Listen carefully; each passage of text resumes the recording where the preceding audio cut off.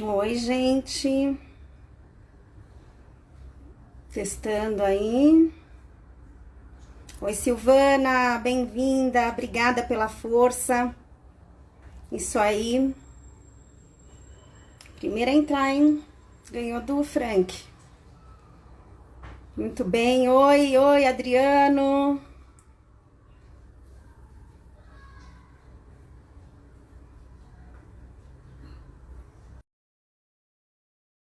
Oi, gente. Já já colocando a Cláudia aqui no ar.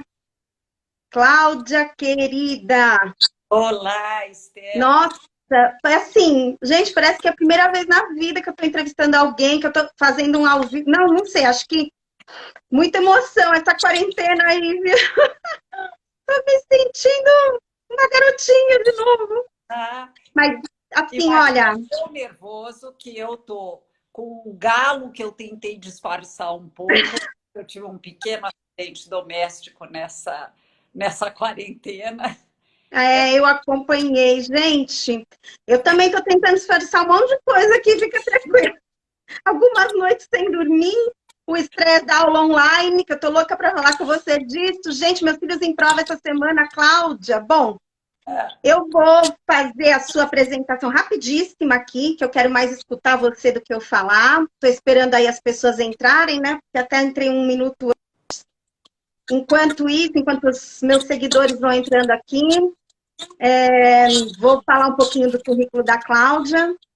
Gente, quando eu leio o currículo da Cláudia, nem acredito que ela aceitou meu convite para falar aqui comigo, não, gente. Por que que eu não ia aceitar? Mas é verdade, olha só. Cláudia Costin é fundadora e diretora do Centro de Excelência e Inovação em Políticas Educacionais da Fundação Getúlio Vargas, o CEIP, FGV. Foi diretora global de educação do Banco Mundial. Só isso é chique demais, gente. Cláudia, um orgulho para todas, para nós mulheres, para nós brasileiros, para a educação. Nossa, do Brasil, que coisa. Membro da Comissão Global sobre o Futuro do Trabalho da Organização Internacional do Trabalho, professora da PUC São Paulo, do INSPER, de Harvard e da ENAP no Canadá. Foi ministra da Administração e Reforma do Estado, secretária de Cultura do Estado de São Paulo e secretária de Educação do município do Rio de Janeiro. Muito bem-vinda, muito obrigada de coração, Cláudia. Eu sei que você está sendo aí requisitada o dia inteiro, né? Imagina, educação na pandemia é o tema, né? Acho que mais É, que a saúde já. tema É importante. assim, eu acho que é porque nós pais, não, né, assim, junto aos pais, educadores e alunos, já deu toda a população do Brasil, né? Então, assim, é um tema que afetou a rotina de todos nós. Mas eu vou começar aqui a entrevista, porque temos uma hora no máximo aqui. Uma hora no máximo é bom, né, gente? Eu posso falar 3 horas. Mas eu vou fazer a minha primeira perguntinha aqui para você, Cláudia. Eu queria que você avaliasse a reação das escolas na hora que começou a quarentena. Quer dizer, a reação no sentido de agiram, não agiram. E eu gostaria que você traçasse um panorama, incluindo a escola particular também, né? Não só a escola pública. Eu sei que a dinâmica é um pouco diferente, até vamos falar disso daqui a pouco, mas, enfim, como é que foi essa reação das escolas? Gente, suspensão de aulas, tempo indefinido. E aí, como é que você avalia? Olha, o que aconteceu com o novo coronavírus foi novo e foi assustador para todas as profissões, não foi só para a saúde. Quer dizer, o que aconteceu na saúde, é bom a gente lembrar, até para ter um pouco mais de humildade nesse momento, é que ninguém conhecia, ninguém sabia, e muita coisa do novo coronavírus não é conhecido até hoje. Então, nós não sabíamos com o que nós estávamos lidando. Só para dar Uhum, um exemplo, na área de educação, 190 países estão com as escolas fechadas. uma loucura, gente. É assustador. Quando eu ouvi algumas posições nesse Brasil tão polarizado, dizendo não, isso é uma invenção só para prejudicar ou o Trump, ou o Bolsonaro, ou seja lá quem for. Então, 190 países fecham suas escolas, 1,5 bilhão de crianças ficam sem aulas para prejudicar o governante A, B ou C. Evidentemente que não. Então, esse mesmo susto que o pessoal da saúde tomou, porque não sabiam como lidar com o fenômeno, aconteceu na educação. Então, o fato de que as escolas não estavam preparadas é porque literalmente ninguém estava preparado para essa conjuntura.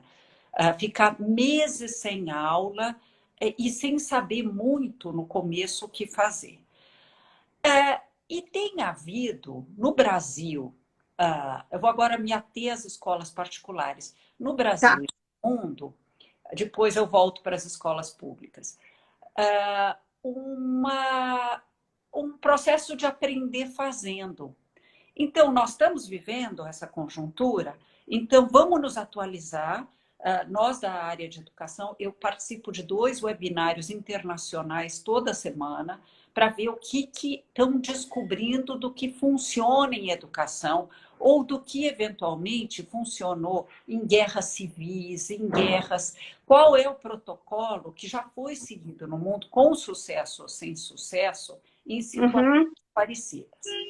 E aí vem a minha primeira preocupação com o que nós estamos vivendo. Os professores estão fazendo o máximo que podem, eu tenho conversado com muitos professores, eles estão tentando do jeito deles fazer o melhor, e as escolas também. O que me preocupa é que o Brasil não é só desigual do ponto de vista de renda, não é só que nós somos um dos países mais desiguais do mundo, nós somos desiguais naquilo que pode anunciar uma mudança nisso, que é a desigualdade educacional. Nós somos muito desiguais do ponto de vista educacional. Eu queria só, porque é uma das minhas perguntas, só aproveitando já o gancho, desculpa te cortar, mas senão a gente vai ter que voltar nesse assunto. Você acredita, então, que essa situação do coronavírus, das aulas suspensas, ela vai acentuar essas diferenças e as futuras oportunidades? E aqui a Márcia Riz está perguntando aqui, né, também, que está incluso nessa resposta. A Márcia Riz é advogada, uma mulher muito bem informada, ela quer saber como as escolas públicas podem manter as aulas de forma virtual se muitos não têm acesso à tecnologia e muitos têm uma internet limitada. Como o Estado garante a manutenção? Enfim, estamos falando aí dessa diferença, né, que talvez, é minha pergunta, se acentua nessa situação? Se acentua e se acentua de uma forma importante. Quando a gente pensa, eu sou uma pessoa que defende meritocracia. Está na nossa Constituição e eu defendo. Mas para existir uma meritocracia verdadeira e justa, você deveria ter igualdade de oportunidades, né? Para eu poder cobrar o mérito, eu preciso partir do mesmo ponto de largada. Isso quer dizer melhorar de uma forma muito importante a educação oferecida aos mais pobres. Infelizmente, o que aconteceu no Brasil, só para te dar alguns números, em 1930, nós tínhamos cerca de 21,5% só das crianças na escola primária no Brasil, enquanto o Chile já tinha 73%, a Argentina já tinha 62%, a Europa, no ensino primário, já tinha universalizado o acesso. Quando chegou em 60, a tal escola boa de antigamente, como dizem, eu que estudei nos anos 60, eu tenho 64 anos, não tenho vergonha da minha idade, a gente só tinha 40% das crianças na escola, no final dos anos 60. Então, o que a gente acabou fazendo quando a gente decidiu que toda criança tem direito ao ensino primário e ao antigamente chamado de ginásio, que hoje se chama Fundamental 2. O que a gente resolveu fazer é colocar todos na escola, mas a gente não preparou a escola para isso. Eu queria te dar só um número para a pessoa que perguntou sobre a escola pública, para a Márcia saber o tamanho, Márcia, do problema. Em avaliações que só a escola pública participa, a gente constata que 55% das crianças no final do ano, no terceiro ano, portanto, quase com 9 anos, saem analfabetas. E se a gente olhar em algo que é chamado de numeracia ou letramento matemático, são 54,4%. Quando chega no final do quinto ano, as coisas melhoram um pouquinho. Quer dizer, uma parte desses que não se alfabetizaram até o terceiro acabam se alfabetizando, e até o desempenho em português não é ruim. Mas em matemática, ele é abaixo de 50% que consegue aprender o adequado no quinto ano. Quando chega no nono ano, se eu pegar o dado de matemática, são 21% só que aprenderam o suficiente em matemática. Por que eu estou contando tudo isso? Para a gente chorar junto? Não, evidente que não. Para dizer que essa não é a realidade da escola privada, especialmente da escola privada, que atende os 25% mais ricos do Brasil. Mesmo assim, mesmo a escola privada, quando a gente olha no PISA, que é um teste internacional de qualidade da educação que permite comparar países, ele é aplicado para jovens de 15 anos. O Brasil teve uma pequena melhora no último PISA. Ele avalia mais ou menos leitura e interpretação de textos, raciocínio matemático e raciocínio científico. Se sabe usar conceitos das ciências em problemas da realidade. O Brasil não se saiu bem, mas também se saiu muito desigual. Mesmo assim, os 25% mais ricos da amostra brasileira que participou no PISA se saíram pior que os mais pobres de muitos outros países. Que horror. Isso para dizer que sim, há uma desigualdade educacional tremenda, mas não é porque o topo no Brasil está muito bem, é porque a base está muito ruim. E o que há de comum entre a escola pública e particular, sabendo que há tantas diferenças, há muitas diferenças, a escolaridade dos pais impacta na aprendizagem das crianças, uma escola particular de bom nível pode definir uma metodologia, eles têm um pouco mais de gestão sobre os professores, tem uma série de questões importantes.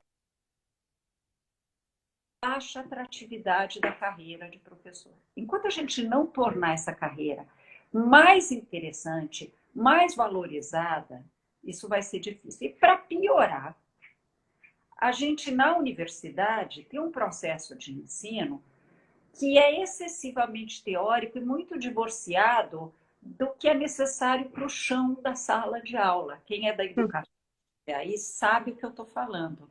O antigo magistério, o antigo normal, preparava para a profissão. Mas, atualmente, as faculdades acharam que basta... Eu vou exagerar, não é tanto assim, mas é como se bastasse ensinar teoria, que eu já formaria para a profissão.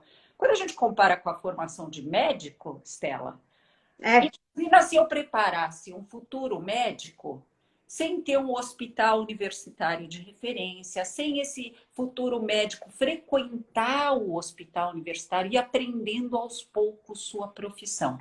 E a profissão de professor é tão ou mais importante que a profissão de médico, porque ela forma para todas as outras profissões. Com certeza. Eu quero engatar uma outra pergunta aqui. Quero voltar para essa situação da pandemia, né? Já indo aí no seu raciocínio, né? Nessa análise que já é um quadro que já é anterior à quarentena, né? Um quadro triste que já é anterior à quarentena. Duas perguntas aqui. Tem sido mais difícil para os alunos, para os professores ou para os pais? O que você avalia?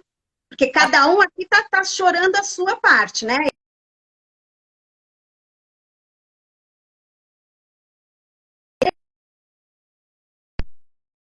Para os pais.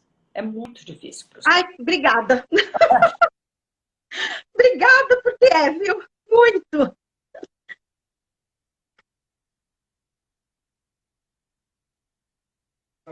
Travou.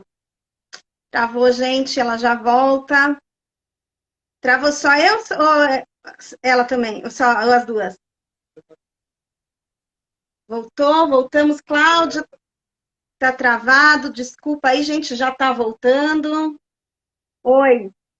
Eu acho que entrou uma ligação, alguma coisa assim. Ah, tá bom. Então, Tá. voltando aí, você falou que tá muito difícil para os pais. Está muito difícil para os pais. Primeiro, porque eles não foram formados para serem professores e nem precisa ser o papel deles. Uhum. Não precisa ser. Primeiro conselho, pais, vamos com calma. Não se transformaram subitamente em professores. É muito importante vocês aproveitarem esse momento, mas para fazer outras coisas. Evidentemente, vocês vão reservar um cantinho da casa para fazer as tarefas que a escola manda. Mas há outras Uhum. coisas muito mais importantes do ponto de vista emocional. Primeiro é conversar com a criança. Os pais estão ansiosos com o que está acontecendo com o Brasil, com a pandemia, com tudo. Contem para as crianças que vocês estão ansiosos e agitados. A criança tem muita dificuldade de lidar com sentimentos. Eles perceberem que seus pais têm a humildade de contar, olha, eu não estou sabendo bem o que fazer, eu estou confuso, eu estou com medo. Eu estou com medo. Aí a criança não tem mais vergonha de ter medo. Isso. Também é uma outra oportunidade para fortalecer os vínculos familiares. Uma coisa que eu tenho recomendado muito é peguem álbuns de família, antigos álbuns de família, contem para essa criança de onde veio a avó, a bisavó. Então, se essa família tem alguém que veio de outro país, como é que foi essa decisão de vir de um outro país para cá? Por que que eles vieram? Contem para eles, mesmo episódios tristes, é o momento da família resgatar momentos tristes, contando sem medo de que a criança sofra junto. Porque a criança Uhum. constrói a sua identidade justamente identificando a minha família ficou triste com essa situação. Foi um momento triste. Eles superaram isso. Vieram para o Brasil construindo a sua vida. Ou a família veio do Nordeste. Veio do Nordeste. Ninguém sai da sua casa e de onde tem laços porque adora se aventurar pelo mundo. Normalmente, se sai da casa porque estava muito difícil onde se estava. Então, contar essas narrativas e fazer até projetos familiares. Que tal entrevistar a avó e escrever Uhum. a respeito? Isso é uma coisa que os pais podem fazer e vai ajudar na escolaridade da criança. Então, essa é uma outra coisa. E também desenvolve empatia, que é um atributo muito importante para o século XXI. Professores, vamos mudar dos pais para os professores. O principal. Professores. Eu tô aqui com uma pergunta, como você está no tema, então eu vou te cortar, senão as pessoas ficam sem resposta. Mas aqui, ó, a Mariane Norma, ela falou: você acredita que vai haver uma mudança na relação pai-professor após esta pandemia, considerando que os pais têm se mostrado, em sua maioria, incapazes de ensinar seus filhos? Obrigada, Mariana. Realmente, se meus filhos dependerem de mim para aprender disciplinas, estão perdidos. Mas sobre a vida.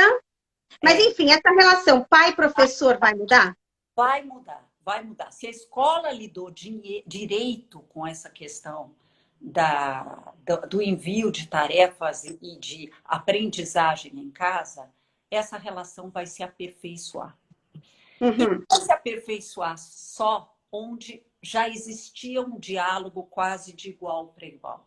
Vai se aperfeiçoar nos meios mais humildes. Uma das coisas que algumas escolas estão fazendo, as escolas públicas, vamos um pouquinho para as escolas públicas, é legitimar os saberes que gente muito simples, às vezes nem alfabetizadas tem, ou Uhum. mal alfabetizadas tem. Então, fazer com que essa criança aprenda coisas que sua mãe sabe fazer, cozinhar, pequenos afazeres domésticos, desenhar, até o nome das letras do alfabeto, que normalmente se ensina na pré-escola, uma mãe muito simples sabe ensinar o nome das letras. Uhum. Contar até 20, contar até 30. Quer dizer, é um momento de mostrar para essa mãe que ela também tem saberes. Ela não é uma pessoa excluída da escola. Muitas vezes a escola usa uma linguagem sofisticada para, sem consciência, não é de propósito, mas para construir uma barreira com os pais. Alguns médicos fazem isso, advogados fazem. Excelente. É uma linguagem de gueto.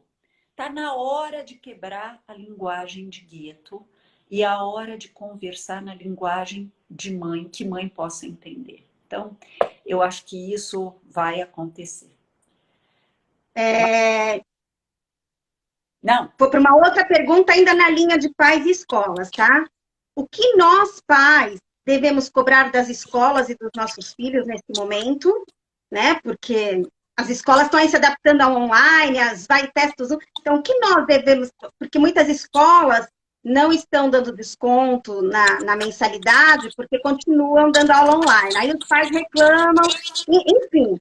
O que nós, pais, devemos cobrar de escola e dos nossos filhos e vice-versa, né? Porque a escola também... Eu recebo aqui um vasto material que eu tenho que distribuir, coordenar. Eu estou perdida. Hoje compramos uma impressora, porque é 1 quilo de coisa para imprimir aqui. Enfim, mas o que nós devemos cobrar dos nossos filhos e da escola e que a escola deve cobrar dos pais nesse momento? então vamos falar do primeiro, o que os pais têm que cobrar dos filhos e o que a escola tem que cobrar dos filhos. Eu repito, o pai não é professor. Eu acho que é um bom momento para a escola e os pais trabalharem um velho sonho da Maria Montessori, que é formar para a autonomia. Uma criança que aprende a estudar sozinha vai ser a protagonista da sua vida escolar no futuro. E vai ser um adulto autônomo, que não depende dos outros. Então, formar para a autonomia é importante. Isso quer dizer, pelo amor de Deus, pais, não ensinem. Não ensinem, não é papel de vocês ensinar. Ensinem outra coisa. Ensine os filhos a ter menos timidez para fazer suas perguntas para os professores nos contatos online. Ensine seus filhos a pesquisar na internet de forma segura. Eu anteontem, repassei um relato de um pai que é professor. Então, portanto, uma relação mais fácil Eu para ele. li, eu li. E ele contava um diálogo que ele teve com o filho, que ele resolveu criar um projeto com o filho. Que você, filho de 7 anos, o que você gostaria de aprender? Falou, eu gostaria de aprender como é que o Thor, é um desenho animado, mas vem da mitologia nórdica, conseguiu o seu martelo. E que fontes você vai consultar? Bom, eu vou consultar a internet e vou consultar meu tio-avô, que gosta de desenho animado. Isso é um pai que está educando para que ele pesquise. Aí o pai simplesmente separou alguns sites que ele achava seguros para serem pesquisados e deixou o filho fazer a sua pesquisa. Isso é papel de pai, mesmo que o pai não seja professor. É organizar o que ele precisa para as pesquisas. Mas não é ele dizer, bom, eu vou pesquisar por que ele conseguiu o martelo e eu agora vou te dizer. Não é isso, não é isso. Aproveitem para ensinar outra coisa, que são as narrativas familiares, como eu te citei há pouco, Uhum. de vocês, como vocês se relacionam com sentimentos. Façam juntos uma rotina sobre a casa, então ajuda a planejar as coisas. Que tal fazer um projeto familiar? Vamos organizar a rotina da casa na quarentena.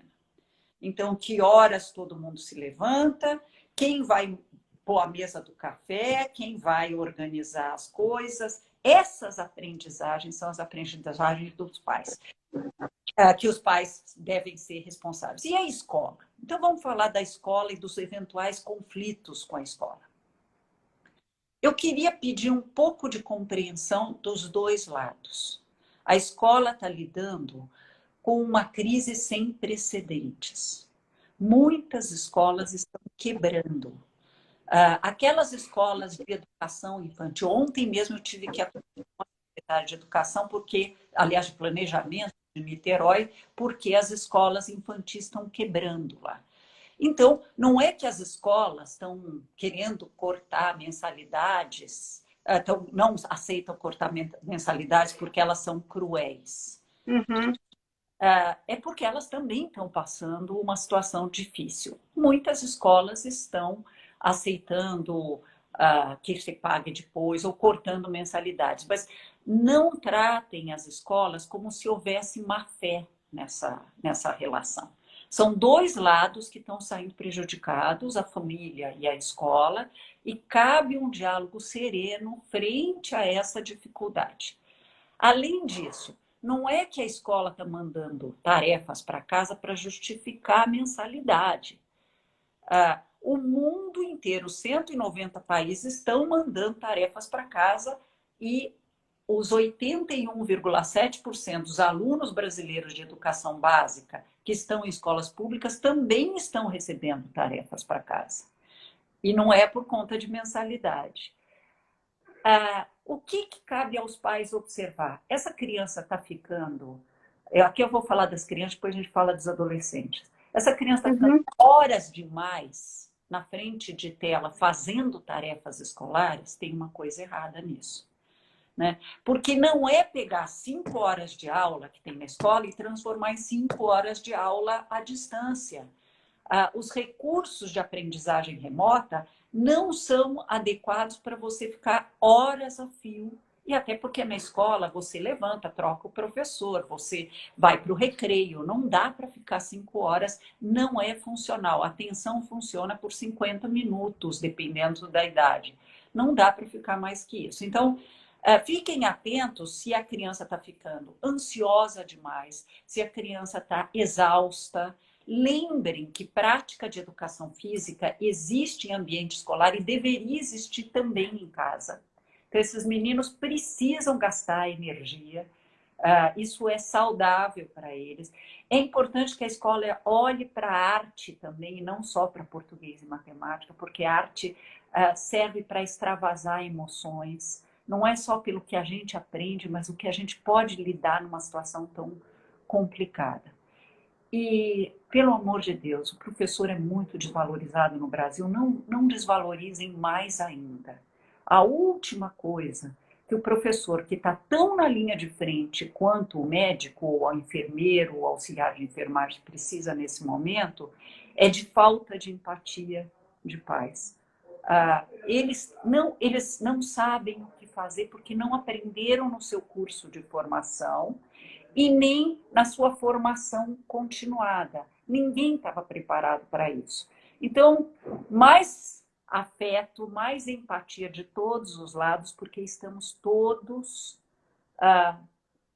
tem uma expressão em inglês que é overwhelmed, assim, exausto, né, com essa situação.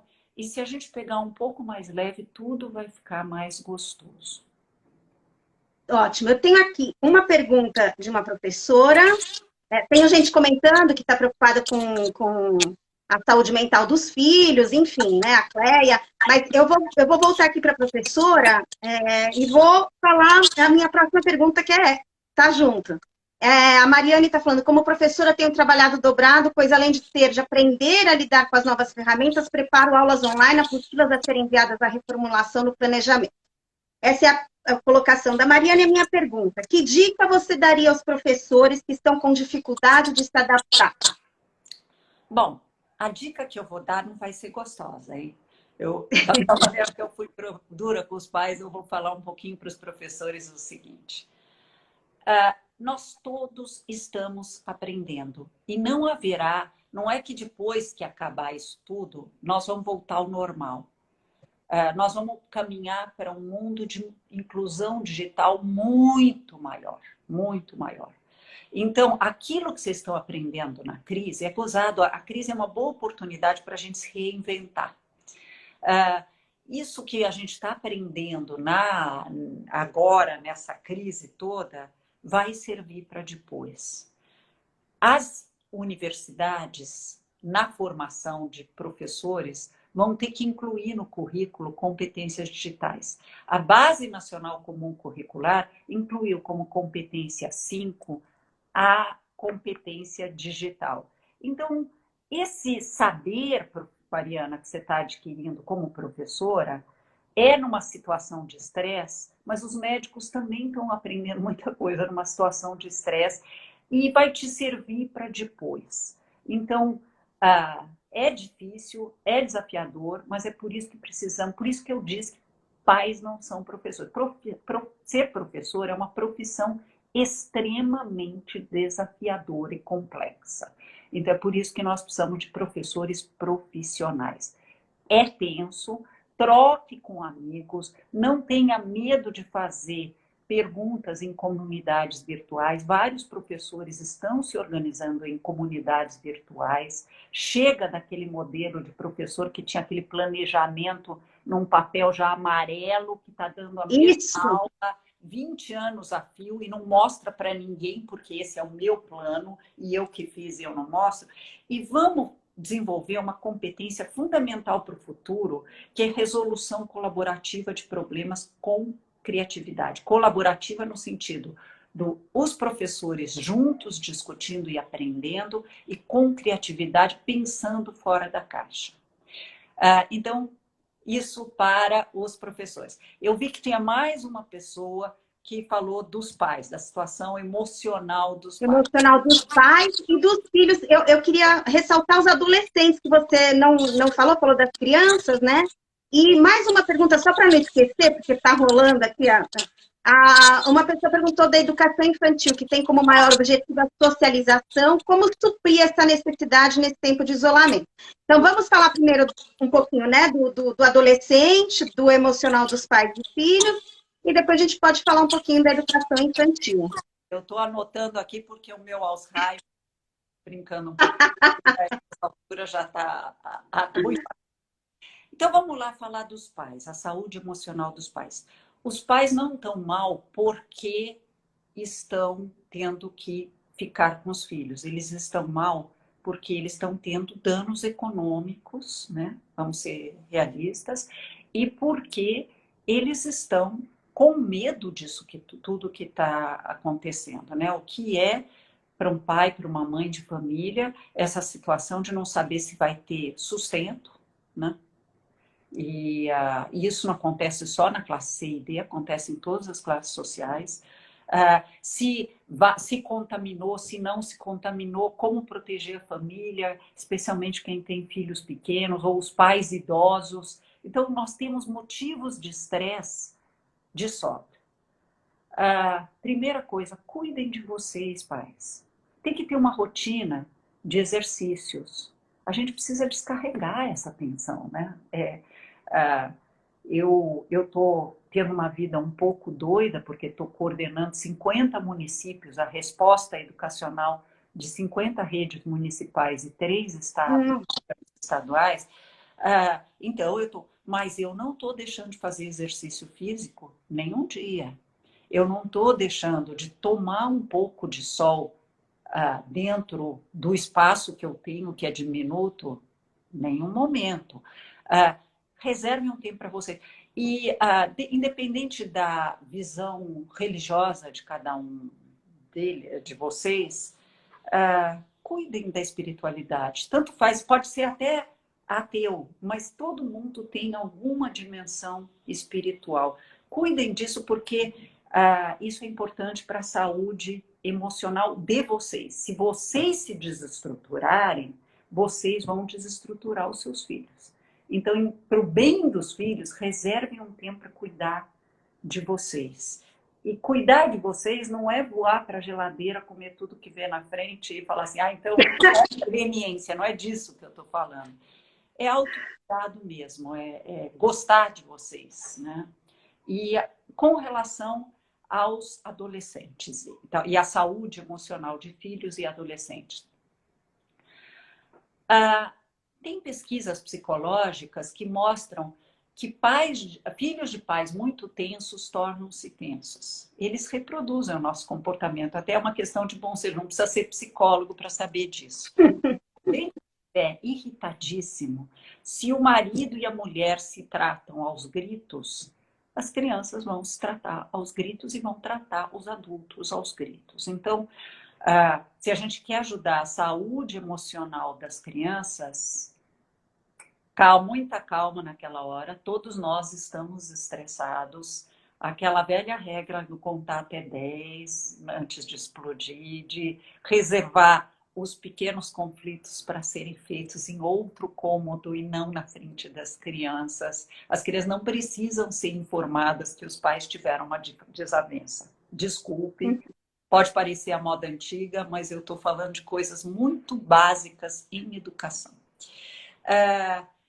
E, além disso, eles precisam de exercícios físicos, seja crianças pequenas, seja adolescentes. E tem uma coisa que eu queria recomendar fortemente que vocês façam com os adolescentes. A adolescência é uma idade em que eles querem construir sua própria identidade. Dos traços mais marcantes da adolescência é eu não sou minha mãe ou eu não sou meu pai, eu sou um outro ser humano. Para poder afirmar a identidade, eles fazem isso em conflito com o genitor do mesmo sexo. É batata. Então, primeiro conselho, já que vamos conviver juntos e apertadinhos. Não se sintam agredidos quando isso acontecer. A sua filha não passou a te odiar. Ela está querendo descobrir quem ela é. O seu filho não acha você um careta ou ele está querendo descobrir quem ele é. E ele vai agredir um pouquinho. E talvez a gente, mantendo uma certa disciplina de não admitir desrespeitos grandes, fechar os olhos para determinadas agressões. Eu costumo dizer que é bom de vez em quando fingir que não entendeu uma indireta. Eu faço direto nas redes sociais. Então, vem alguém com uma ironia, eu finjo que a pessoa não está sendo irônica. E pronto, é melhor passar por naive ou ingênuo do que uma pessoa assim, né, sanguínea. Com os adolescentes, é um momento de conversar. Um outro traço da adolescente importante é que os amigos ganham grande relevância. E os pais param de ser ponto de referência. Que tal catar o filho adolescente? Aí vai uma recomendação para os homens aqui um pouquinho. Assiste com ele a série preferida dele, um episódio, 2 da série preferida dele, e conversa sobre a série, não para dizer que não gosta, mas perguntar e dar referências históricas. A maioria das séries tem referências históricas. Fala até as de zumbi tem. Ai, que horror. Conversar com o filho adolescente é algo muito interessante. Fazer perguntas para o filho adolescente, mas no modo escuta e não no modo crítica. Então, eu vou ouvir o que ele vai falar, não para criticar o que ele vai falar, mas para escutar que nem psicólogo ouve. Não, é isso que você está sentindo? Deixa ele falar para que o vínculo familiar se fortaleça. Último ponto que você perguntou, educação infantil. É a questão da sociabilização, né? Acho que foi uma professora que perguntou aqui.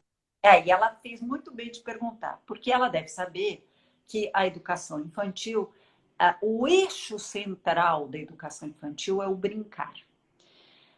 Então, tudo que foi ensinado para as crianças muito pequenas, aqui eu estou chamando de educação infantil até 5 anos, deve ser ensinado de forma lúdica. Muita gente fez confusão com isso e achou que ensinar de forma lúdica, né, ou a ludicidade significa que é proibido ensinar coisas. Não, criança pequena é louca para aprender, mas tem que ser de uma forma lúdica e com afeto envolvido. E então, quem está mandando atividade para casa, cuidado. É melhor até os 3 anos, até o final dos 3 anos, mandar tarefas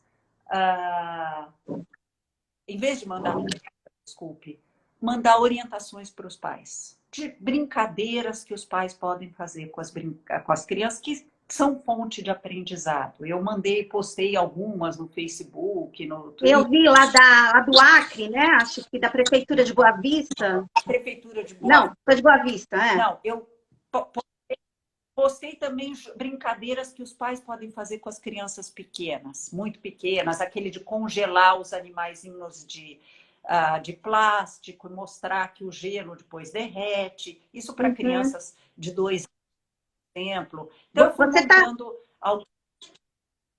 só para eu entender, você está querendo dizer que a sociabilização, que tem essa lacuna da sociabilização na educação infantil por causa do convívio, para os pais tentarem suprir essa sociabilização brincando com os filhos. Ainda não. Eu acho que a criança pequena vai precisar se socializar com outras crianças também.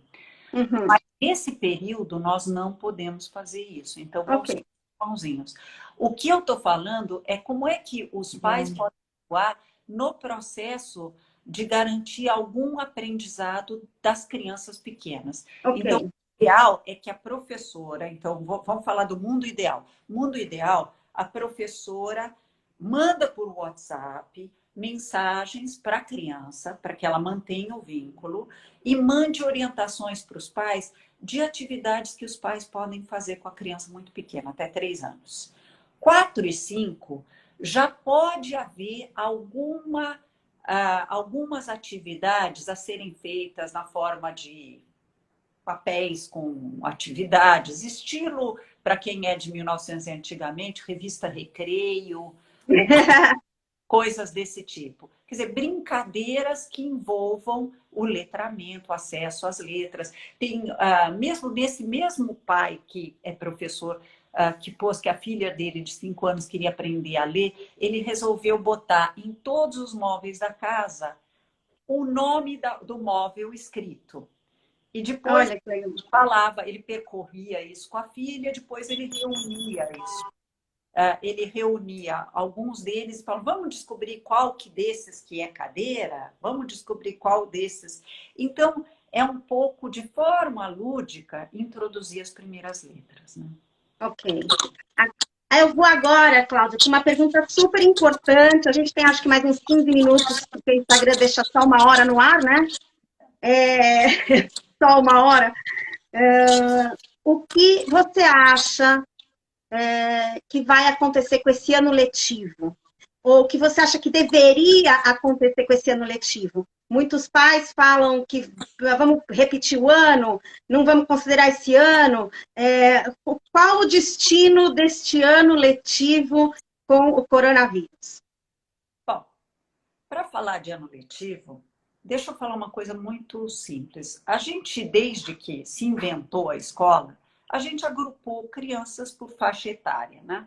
Por faixa etária. Quer dizer, é uma convenção, não existe um cânone que diz criança de 5º ano tem que aprender exatamente isso. Existe a Base Nacional Comum Curricular que nos dá um norte. Eu acho que fazer toda uma geração de alunos repetir de ano seria um completo desastre.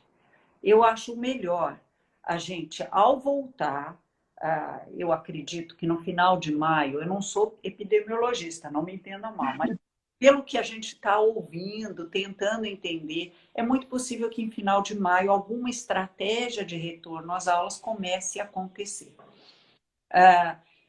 E aí, o que o MEC determinou é que são 800 horas de aula e não é mais obrigatório 200 dias.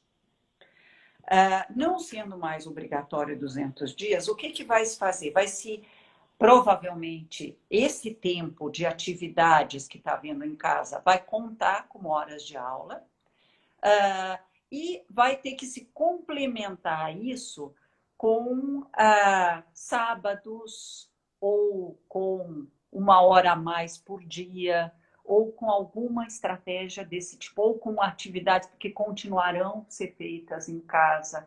Quer dizer, cada escola, cada rede de escolas vai construir a sua saída para isso. Hoje, o Conselho Nacional de Educação baixou orientações adicionais. Foi enquanto a gente estava conversando que aconteceu isso, eu vi uma mensagem de que concluíram. Eu vou ler assim que acabar a nossa conversa para saber o que eles decidiram. Mas já está decidido que são 800 horas. Na rede pública, seria particularmente grave se esse ano letivo tivesse perdido ou se a gente reprovasse em massa. Por quê? Porque os jovens já são muito mais velhos do que a idade correta. Tem um processo em educação que se chama defasagem idade-série. E a defasagem idade-série no Brasil é altíssima. Defasagem idade-série tem uma consequência particularmente triste, que é um incentivo à evasão escolar. Se você já está com 18 anos, você ainda está no 9º ano do ensino fundamental, se você repetir o 1º ano do ensino médio, teu pai te tira da escola para você ir trabalhar. E sem ensino médio, em tempos de quarta revolução industrial, ninguém vai ter empregabilidade. Então, vai ser importante que a gente monte um sistema de recuperação de aprendizagem bem parrudo para fazer com que aquelas perdas de aprendizagem que aconteceram possam ser repostas. Se não em 1 ano, em 2 anos. Mas eu não lido bem com a hipótese de fazer todo mundo repetir de ano. Acho que não vai nos ajudar. A Mariane está perguntando aqui se você acha que deverá haver uma mudança nos currículos após Deverá. esse período. Deverá. Uhum. Nós temos a Base Nacional Comum Curricular e tem muita gente já analisando o que é essencial nisso, para focar no mais importante. Eu tinha, Uhum. na minha frente, não tenho agora, depois eu te mando, Estela, um site que foi desenvolvido com o que é o essencial de cada disciplina para que as escolas se organizem no mais substantivo, porque Uhum. naturalmente vai dar de cobrir um vasto currículo. Ok. A gente tem quanto tempo aqui? Só para Uhum. mais 15 minutos. Maravilha, ainda dá para responder algumas perguntas, mas eu tenho uma pergunta aqui, que exemplos deveríamos com que exemplos deveríamos nos inspirar? Temos aí, você falou, né, 190 países, né, com as escolas paradas. Aonde a gente pode se inspirar, onde a gente pode tomar coragem, que modelos, que países, que estratégias, o que está dando certo por aí que a gente pode ter um olhar mais positivo? Então, em vez de falar de outros países, deixa eu começar com o Brasil mesmo. O Brasil Então, vamos falar só de Brasil, já está ótimo. O para que tem aqui está ótimo. aprender mais com o próprio país. Eu fiquei comovida com a cidade de Manaus. Todo mundo ficou comovida no sentido negativo com o sofrimento que eles estão tendo com o coronavírus, com cemitérios que não estão dando conta, morrendo gente a penca. E eu conversei essa semana com a secretária de Educação de Manaus, porque eu fui olhar, eu estou acompanhando as atividades que todos estão fazendo, eu mentoro a secretária de Manaus. E eles estão usando televisão, porque naturalmente que o online não funciona tanto assim, eles estão usando online também, mas eles estão usando para quem pode online, quem não pode, tem canais diferentes para diferentes séries, com os horários divulgados, e você tem aulas na televisão. Ora, nós não somos o país que construiu o telecurso, 1º grau, 2º grau antigamente.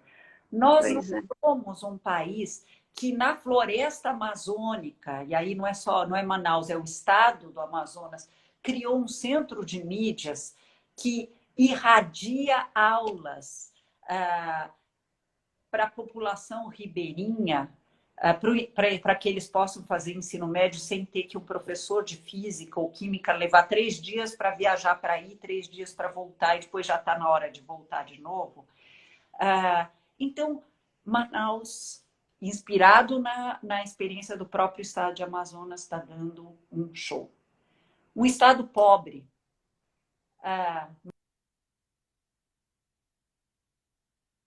Travou aqui. 9%. Travou aí? 79% dos alunos de ensino médio cadastrado em plataformas online. E toda a sociedade se mobilizando para distribuir computadores, para organizar para eles, para dar acesso à internet por celular ou para essa população, e com cadernos de atividades distribuídos para os que não têm acesso, e mais televisão. Então, nós estamos fazendo algumas... O próprio Estado de São Paulo não está uma catástrofe, ao contrário, está conseguindo fazer. Mas eu não destaco São Paulo porque é um estado rico. Tem o Renato, lá no Paraná, está dando um show, aliás, da nossa comunidade.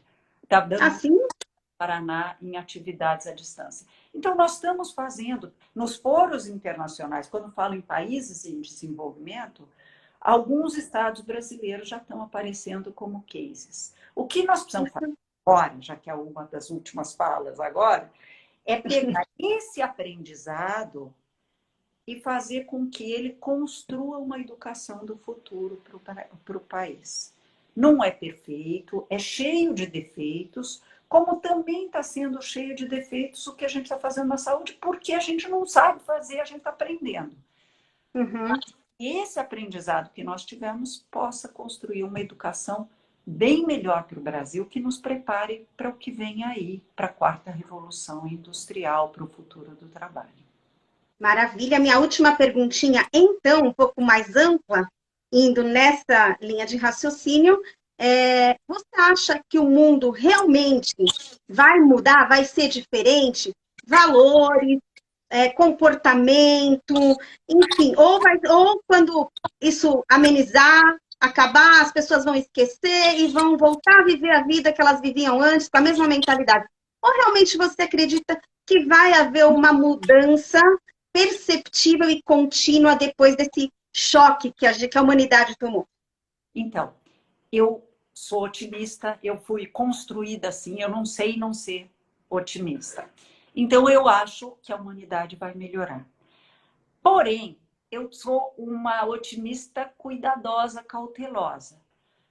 Quando a gente lê tudo que acontece, vai estar acontecendo já com a quarta revolução industrial, ou seja, trabalho humano que demanda competências, inclusive intelectuais, que demandam até curso universitário, sendo substituído por inteligência artificial, a gente fica com muito medo de um mundo em que a desigualdade social aumente.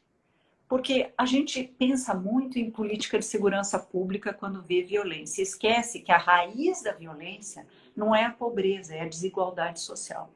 A desigualdade social planta sementes muito ruins. Inclusive, parte da polarização que a gente vive hoje, as pessoas se odiando por razões políticas, e às vezes a gente olha para os dois lados, são muito parecidos, né? Tem a ver com as desigualdades sociais aumentando e com uma classe média que já teve uma certa situação, sentindo essa situação ameaçada, né? Então, eu acho que vai ser melhor o mundo que a gente vai viver. A gente vai aprender muito com esse período, mas, ao mesmo tempo, a gente tem que usar esse período para desenvolver empatia. Empatia é se colocar no lugar do outro. Nós estamos vendo gente sofrendo. Gente, esse momento não é para xingar o vizinho, esse momento é para pensar como é que a gente pode ajudar. Isso que você, Estela, e o teu marido estão fazendo, de ajudar pessoas que não têm acesso à comida, é o que todos nós deveríamos estar fazendo. E a gente aprender esse comportamento para daqui para frente a gente nunca mais admitir que pessoas possam morrer por falta de acesso à comida, que crianças possam ter aprendizados diferentes porque teve o azar de cair numa família de menor escolaridade. E que o acesso à educação de qualidade não seja negado a nenhuma criança e jovem. E se o mundo que construírem for mais feio, aí eu vou falar uma coisa muito forte. Nós vamos nos dar as mãos e vamos lutar para transformar esse mundo. Nada de ficar na zona de conforto. Nós vamos ter um mundo que vai ser tão bom quanto a gente o construa. Cláudia, obrigada. 5 minutos, meu marido tem mais 5 minutos. Ele quer chegar no fim assim, para cortar a nossa. Sabe? Eu vou terminar 2 minutos antes, fica bonitinho, né? Muito obrigada. Eu quero convidar a todos a seguirem a Cláudia nas redes sociais. Ela realmente compartilha informações preciosas, ela compartilha uma sabedoria lúcida. Realmente, para mim, eu falei para ela, falo em público, está sendo um oásis acompanhá-la, um oásis cultural, social, emocional, tudo. Eu agradeço esse tempo que você disponibilizou, tenho um carinho por você, assim, que não, são anos, né? Anos, um carinho por você, pela Marina, amo sua filha de paixão, assim, a gente se curte mesmo, mesmo distante. Eu acho assim que abriu gente como a gente com você, que apesar de um currículo invejável, é gente como a gente, fala nossa língua, entende, passa essa mensagem de esperança, ao mesmo tempo consciente. Olha, você é ouro em pó. É um brilhante e agradeço muito a sua participação aqui, agradeço muito a sua presença na vida pública, mesmo indiretamente, ela é crucial e agora mais ainda. Então, continua, muita saúde para você. Muito obrigada, realmente. Alguém já falou aí, Cláudia, venha para a Secretaria de Educação de São Paulo. Quem dera, né? Cláudia para ministra, Cláudia para tudo. Então, assim, gratidão sem fim para você, por você. Muito obrigada. Deixa eu só falar uma coisa. Quem quiser me seguir no Twitter é @Cláudia Costinho. O meu Costinho é com M de navio. Também estou no Facebook. Eu não consigo aceitar mais amigos. Eu já estou tentando matar os amigos anteriores, matar no... Mas dá para te seguir no Facebook. Mas dá para seguir no Facebook, dá. E dá para seguir no Twitter. No Twitter, a vantagem é que eu respondo muito rápido as perguntas. Então, fiquem à vontade, a gente pode continuar conectado. E um abração, Estela. Foi muito gostoso conversar. Obrigada. Tá bom? Vai estar disponível no meu YouTube depois essa entrevista na íntegra, ok? Tá, gente, bom. Obrigada aí, vocês que acompanharam. Boa noite e que seja inspiração até o fim o que a gente escutou aqui agora. Tá, boa noite. Obrigada. Boa noite a todos. Frank mandou um beijo. Ele também. Tchau. Ok.